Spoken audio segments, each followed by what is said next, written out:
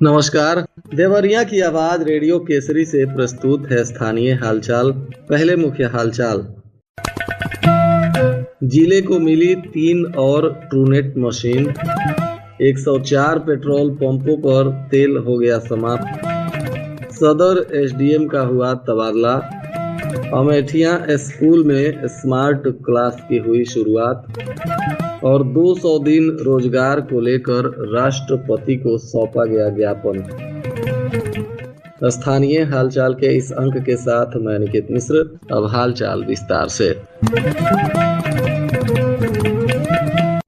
जनपद में स्वास्थ्य सुविधाओं को सुदृढ़ करने के लिए महर्षि देवराहा बाबा शोशासी मेडिकल कॉलेज में 4 मॉड्यूल की 2 टीबी ट्रूनेट मशीनें और सामुदायिक स्वास्थ्य केंद्र सीएचसी पथरदेवा में मशीन का शुभारंभ किया गया। मेडिकल कॉलेज में सीएमओ डॉक्टर अनिल गुप्ता और मेडिकल कॉलेज की प्राचार्य रजनी पटेल ने फीता काटकर इसकी शुरुआत की। यह व्यवस्था जनपद में टीबी रोगियों की त्वरित और सटीक जांच सुनिश्चित करने के लिए स्थापित की गई है। इन 3 ट्रूनेट मशीनों के लगने से अब जिले में 24 ट्रूनेट मशीनें हो गई हैं। मेडिकल कॉलेज में ट्रूनेट मशीन का शुभारंभ करते हुए सीएमओ डॉक्टर अनिल गुप्ता ने कहा कि यह मशीन टीबी के संभावित मरीज के जांच के लिए प्रयोग की जाएगी। ट्रूनेट मशीन जिले के 18 स्वास्थ्य संस्थानों में लगाई गई है, जिनमें मेडिकल कॉलेज सहित CHC Gauri Bazaar, CHC Rudrapur, PHC Mahain, CHC Barhaj, PHC Bhaluani, CHC Parsia Chandaur, CHC Lar, CHC Bhatpar Rani, PHC Bankata, CHC Bhatni और सीएचसी सलेमपुर तथा PHC Majhgawan, PHC Rampur Karkhana, CHC Pathardeva, CHC Tarkulwa, CHC Pipra Daula Kadam और पीएचसी बैतालपुर में ट्रूनेट मशीनें लगा दी गई हैं।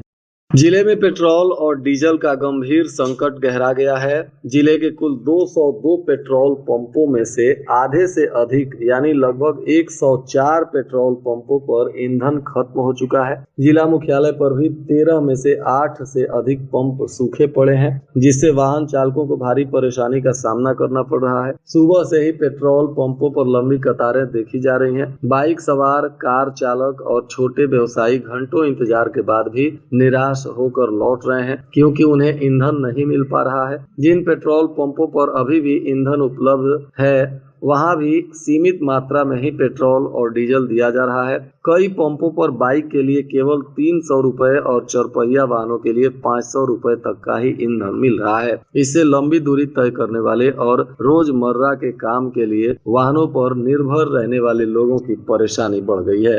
देवरिया सदर की एसडीएम सीमा पांडे का तबादला गोरखपुर नगर निगम में अपर नगर आयुक्त पद पर कर दिया गया है। उन्होंने देवरिया जिले की विभिन्न तहसीलों में अपनी सेवाएं दी हैं। पिछले माह ही सदर एसडीएम श्रुति शर्मा के तबादले के बाद उन्हें देवरिया सदर तहसील की जिम्मेदारी सौंपी गई थी। सीमा पांडे 4 जुलाई 2023 को बलिया से देवरिया स्थानांतरित हुई थी, जहां उन्हें सलेमपुर तहसील का एसडीएम नियुक्त किया गया था। अपने कार्यकाल के दौरान वह एक चर्चित घटना को लेकर सुर्खियों में भी रही। बताया जा रहा है कि 19 अगस्त 2023 को संपूर्ण समाधान दिवस के दौरान एसडीएम सीमा पांडे फरियादियों की समस्याएं सुन रही थी। इसी बीच एक युवक उनके चेंबर में घुसकर खाली कुर्सी पर बैठ गया और फोटो वीडियो बना लिया। बाद में युवक ने यह तस्वीर सोशल मीडिया पर वायरल कर दी, जिससे प्रशासन में हड़कंप मच गया। घटना के बाद एसडीएम के आंसू लिपि की तहरीर पर कोतवाली पुलिस ने आरोपी युवक के खिलाफ मुकदमा दर्ज किया था। युवक की पहचान नवलपुर गाँव निवासी राजन के रूप में हुई थी। उस पर एसडीएम की कुर्सी पर बैठने और फोटो खिंचाने और सोशल मीडिया पर साझा करने का आरोप था। साजिश की भी आशंका जताई गई थी और पुलिस ने गंभीरता से लिया भी था। इस मामले में एसडीएम काफी चर्चित हुई थी।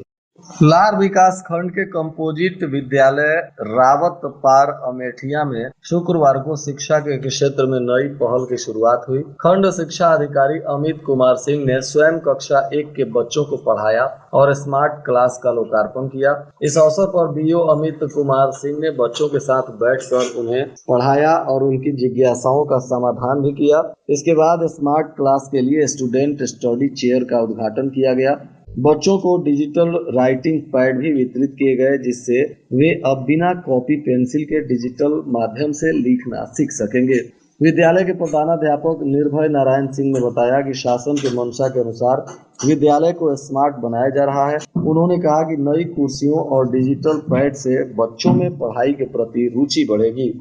अखिल भारतीय खेत एवं ग्रामीण मजदूर यूनियन और मनरेगा बचाओ मोर्चा के राष्ट्रव्यापी आह्वान पर मनरेगा की बहाली सहित 5 सूत्री मांगों को लेकर एक दिवसीय धरना दिया गया। इस दौरान देश भर के ग्राम पंचायत सचिवालयों में महामहिम राष्ट्रपति को संबोधित ज्ञापन भी ग्राम पंचायत अधिकारियों को सौंपे गए। इसी क्रम में देवरिया जनपद के विकास खंड बनकटा के अंतर्गत ग्राम पंचायत बंगरुआ, बतरौली, कुटिया, बौलिया समेत तमाम पंचायत अधिकारी और पंचायत सहायक को ज्ञापन सौंपा गया।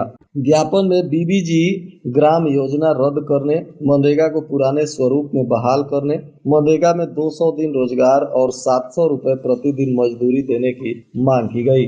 इसके अतिरिक्त बुजुर्ग, विधवा और विकलांग मजदूरों को 10,000 रुपए मासिक पेंशन, मुफ्त बिजली, स्वास्थ्य, आवास और ग्रेजुएट तक मुफ्त शिक्षा इत्यादि प्रदान करने के भी मांग किए गए हैं।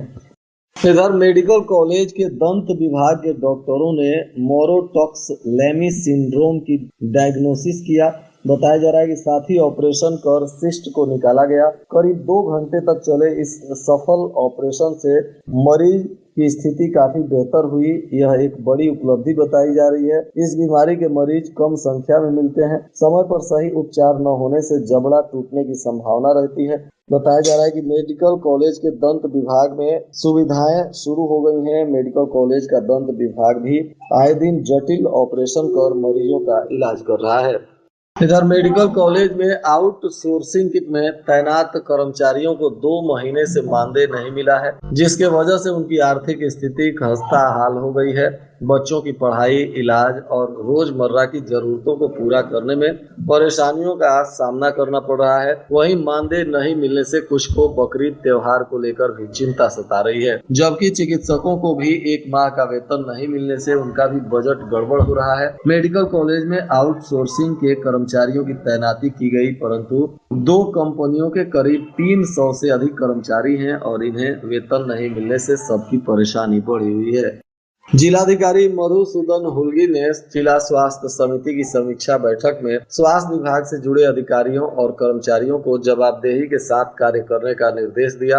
उन्होंने कहा कि स्वास्थ्य विभाग की सभी योजनाएं प्रभावी ढंग से जन जन तक पहुंचनी चाहिए। डीएम ने जनपद, तहसील और ब्लॉक स्तर पर अधिकारियों को एक टीबी मरीज गोद लेने का भी निर्देश दिया। जिलाधिकारी ने सभी पात्र लोगों का आयुष्मान कार्ड बनाने, प्रत्येक ब्लॉक में 50 आयुष्मान कार्ड धारकों के उपयोग का सत्यापन कराने का भी निर्देश दिया, जिससे पता चले कि लाभार्थियों को कौन सी बीमारी थी और उपचार में कितना खर्च हुआ। आयुष्मान योजना के अंतर्गत जनपद स्तर पर हुए खर्च का भी ब्यौरा तलब किया गया। उन्होंने तहसील दिवस एवं थाना दिवस में आयुष्मान कार्ड शिविर लगाकर लोगों को योजनाओं से जोड़ने का भी निर्देश दिया। इधर शादी के 10 साल बाद एक महिला अपने आप को कुंवारी बताकर प्रेमी से कोर्ट मैरिज करने का एप्लीकेशन दे दिया। पुलिस वेरिफिकेशन में जब मामला उजागर हुआ तो हड़कंप मच गया। बताया जा रहा है कि महिला 9 साल के बेटे और पति को छोड़कर प्रेमी से शादी करने पर अड़ गई। इसी बीच वह थाने पर बयान देने पहुंची। महिला की बात सुनकर पुलिसकर्मी भी हैरान रह गए। पति भी थाने पहुंचा और बिना तलाक लिए दूसरी शादी पर आमदा महिला के खिलाफ तहरीर दिया। बताया जा रहा है कि रामपुर कारखाना क्षेत्र के एक गांव निवासी युवक की शादी 10 वर्ष पहले हुई थी। दोनों के 9 वर्ष का एक बेटा भी है। पति का आरोप है कि महिला अक्सर मोबाइल फोन पर किसी से बात करती थी। पति और 9 वर्ष के बेटे को छोड़कर महिला ने अपने प्रेमी से शादी करने के लिए गुपचुप ढंग से कोर्ट मैरिज का एप्लीकेशन दे दिया था। वेरिफिकेशन के लिए कागजात रामपुर कारखाना थाना पहुंचा तो यह मामला उजागर हो गया। इधर जिला अग्रणी प्रबंधक central bank of India R S. Prem ने बताया कि उत्तर प्रदेश सरकार के कृषि मंत्री की अध्यक्षता में आयोजित बैठक में किसानों को किसान क्रेडिट कार्ड से अधिकाधिक जोड़ने के उद्देश्य से विकास खंड स्तर पर 15 मई से 31 मई तक केसीसी संतृप्तिकरण महाअभियान चलाने का निर्णय लिया गया है। उन्होंने बताया कि अभियान के अंतर्गत बैंक शाखाओं द्वारा किसानों को किसान क्रेडिट कार्ड बनवाने की प्रक्रिया तथा इसके लाभों की विस्तृत जानकारी प्रदान की जाएगी। साथ ही पशुपालन, मत्स्य पालन एवं फसली ऋण खातों के नवीनीकरण, फसली ऋणों के समय पर भुगतान पर मिलने वाले ब्याज अनुदान आदि के संबंध में भी किसानों को जागरूक किया जाएगा। इसकी शुरुआत आज 15 मई से कर दी गई। श्रम आयुक्त सहायक स्कंद कुमार ने बताया है कि ऐसे श्रमिक जिन्होंने उत्तर प्रदेश भवन एवं अन्य सनिर्माण कर्मकार कल्याण बोर्ड से अपना पंजीकरण तो करा लिए लेकिन अब तक अपने श्रमिक कार्ड का नवीनीकरण नहीं कराए हैं, तो वे बोर्ड द्वारा संचालित विभिन्न कल्याणकारी योजनाओं के लाभ से वंचित हो सकते हैं। उन्होंने कहा कि सभी श्रमिक जो रजिस्ट्रेशन करवाए हैं वे लोग निश्चित रूप से अपने पंजीकरण का नवीनीकरण करा लें, अन्यथा उनको सरकारी योजनाओं का लाभ नहीं मिल सकेगा। इधर जिलाधिकारी ने आज महिला कल्याण विभाग द्वारा संचालित सभी इकाइयों के समेकित समीक्षा को लेकर बैठक की। इस दौरान विभाग द्वारा संचालित समस्त योजनाओं एवं कार्यक्रमों को समयबद्ध ढंग से प्रभावी रूप से लागू करने के जिला पदाधिकारी ने निर्देश दिए। उन्होंने कहा कि योजनाओं का लाभ पात्र व्यक्तियों तक अनिवार्य रूप से पहुंचे, यह सभी को सुनिश्चित करना होगा। और आज के मौसम का तापमान देवरिया में न्यूनतम 26 डिग्री सेल्सियस और अधिकतम 37 डिग्री सेल्सियस रहने की संभावना है। अंत में मुख्य हालचाल एक बार फिर। जिले को मिली 3 और ट्रूनेट मशीन। 104 पेट्रोल पंपों पर तेल हो गया समाप्त। सदर एसडीएम का हुआ तबादला। अमेठिया स्कूल में स्मार्ट क्लास की हुई शुरुआत। और 200 दिन रोजगार को लेकर राष्ट्रपति को सौंपा गया ज्ञापन। इसके साथ ही रेडियो केसरी से प्रसारित स्थानीय हालचाल का यह अंक समाप्त हुआ। नमस्कार।